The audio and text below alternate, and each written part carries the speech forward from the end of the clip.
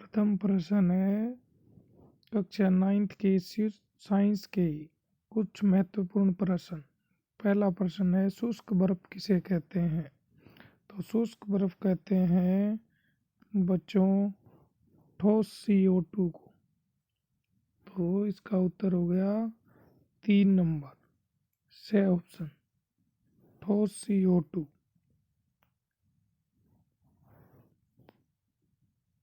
ठोस CO2।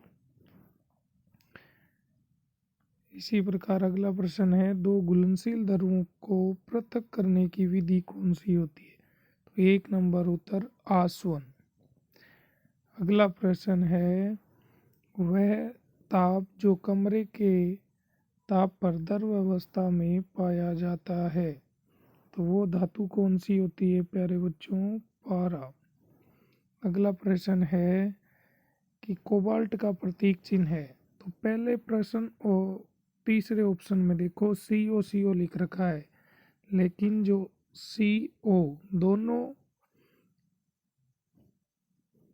अक्षर यदि कैपिटल हैं इसका मतलब हो गया C का अर्थ कार्बन और O का अर्थ है ऑक्सीजन, तो ये होती है कार्बन मोनोऑक्साइड।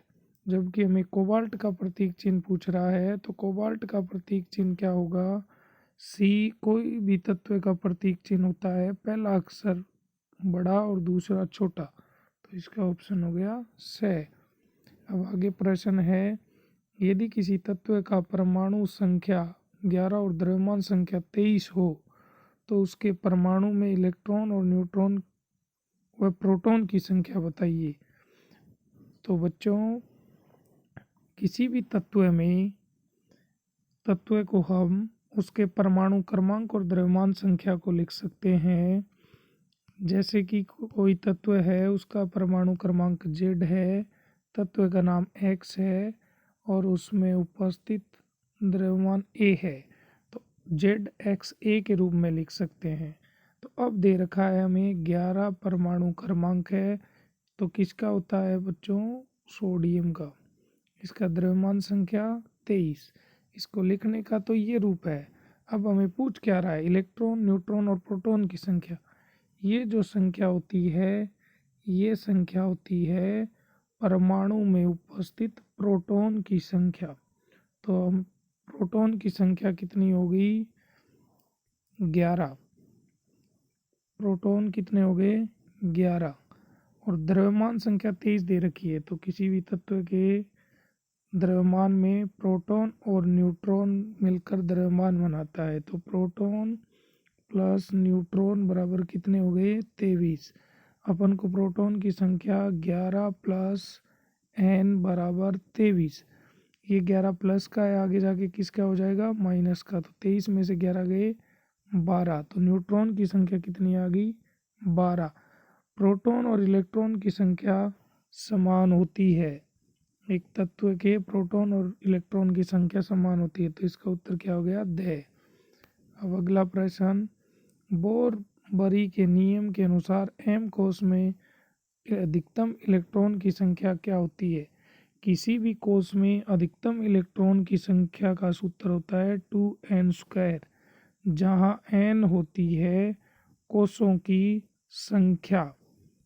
तो कोशों की संख्या, तो ये बताओ कि m कोश में n बराबर क्या होता है? कोश होते हैं KLMN। तो K का मतलब n बराबर 1, L का मतलब n बराबर 2, M का मतलब n बराबर 3। तो 2n² में n की जगह 3 लिखेंगे, 2 3 का स्क्वायर, तो 2 × 3 का स्क्वायर 9, 9 दूनी 18। तो अपना उत्तर क्या हो गया? 18, यानी कि ब ऑप्शन। इसका ऑप्शन उत्तर क्या हो जाएगा? 18। अगला प्रश्न आत्मघाती थैली के नाम से जाने वाला कोशिकांग कौन सा होता है? तो इसका होता है लाइसोसोम। से उत्तर हो जाएगा। लाइसोसोम का निर्माण कहाँ होता है? गोल्जी काय में। इसका उत्तर क्या हो जाएगा? द। सरल उत्तक का उदाहरण नहीं है, तो सरल उत्तक का उदाहरण नहीं है पूछ रहा है। पेरेन काइमा, कोलेरेन काइमा, स्क्लेरेन काइमा, ये तीनों सरल उत्तक हैं और हमें पूछ रहा है सरल उत्तक नहीं है, अर्थात जटिल उत्तक पूछ रहा है। तो जटिल उत्तक होता है सहवन उत्तक, यानी कि से ऑप्शन। आगे प्रश्न है 2 मीटर, किसी वस्तु 5 मीटर प्रति सेकंड के वेग से चलना प्रारंभ करती है, इसका मतलब प्रारंभिक वेग कितना दे रखा है, 5 मीटर प्रति सेकंड। यदि वस्तु का त्वरण, त्वरण क्या होता है ए, उसका मान दे रखा है 2 मीटर प्रति सेकंड स्क्वायर।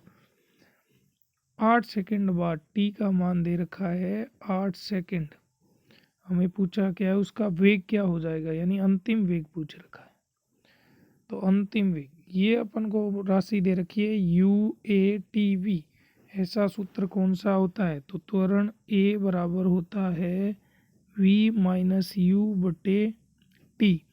अब इस सूत्र में मान रख दो, a की जगह कितना है 2, बराबर v की जगह कितना है ज्ञात करना है, माइनस u की जगह कितना है 5 बट्टे t का मान कितना है 8।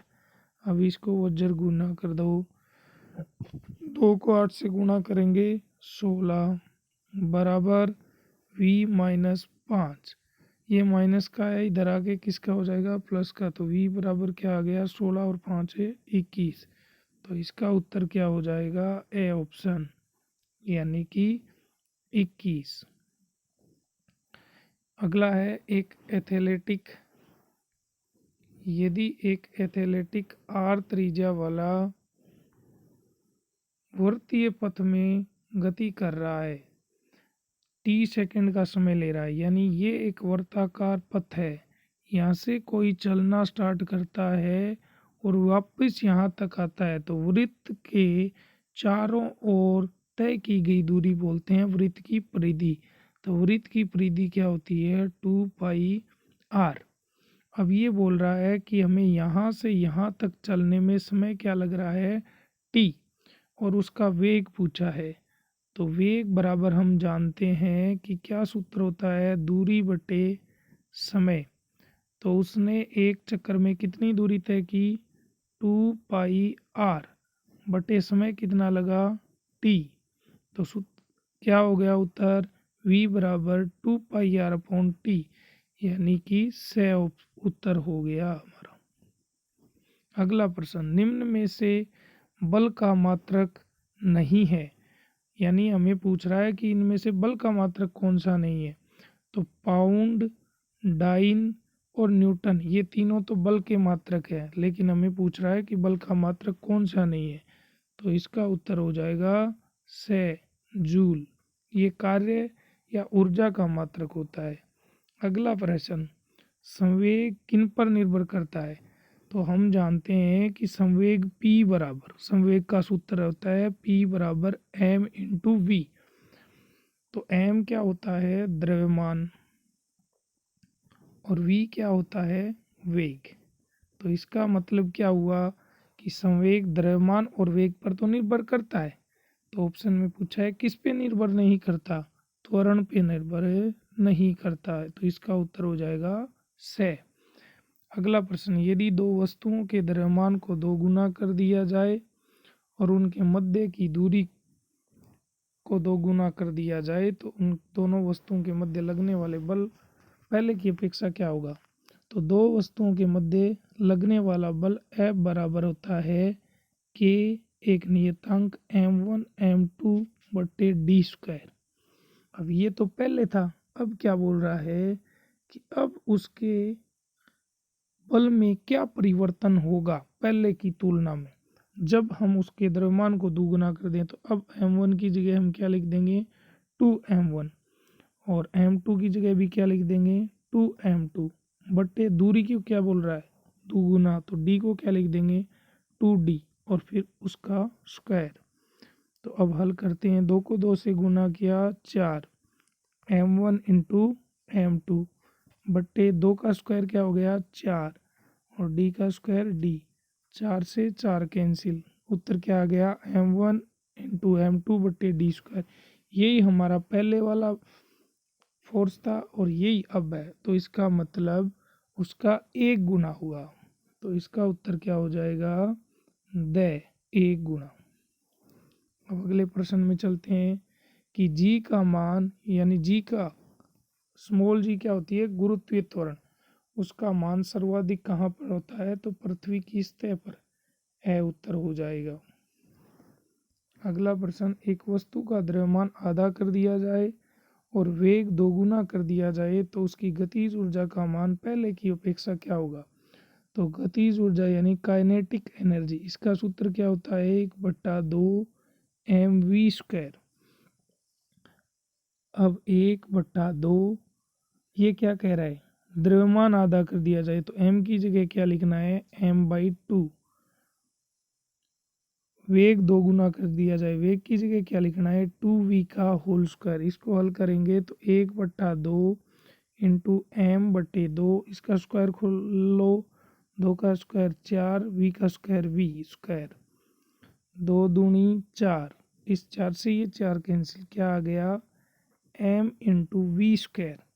पहले अपना था आधा mv², अब हो गया पूरा mv², तो इसका क्या हो गया, 2 गुना। तो उत्तर पूछा है कितने गुना हो जाता है, तो ब ऑप्शन हो जाएगा 2 गुना। इसी प्रकार अगला प्रश्न करते हैं कि गतिज ऊर्जा का मान किस पर निर्भर करता है। तो हमने अभी पढ़ा है कि गतिज ऊर्जा का सूत्र होता है 1/2 mv²। तो द्रव्यमान, m का अर्थ होता है द्रव्यमान और v का अर्थ होता है वेग, तो यानी वेग और द्रव्यमान पर तो निर्भर करता है। तो अब ऑप्शन की तरफ देखते हैं। प्रथम ऑप्शन बोल रहा है कि वस्तु के द्रव्यमान पे, तो इस पे निर्भर करता है, वस्तु के वेग पे, इस पे भी करता है। अगला ऑप्शन है द्रव्यमान और वेग दोनों, तो इसका सही उत्तर क्या हो जाएगा बच्चों, द्रव्यमान और वेग से। अगला प्रश्न, ध्वनि की चाल किस में अधिकतम होती है।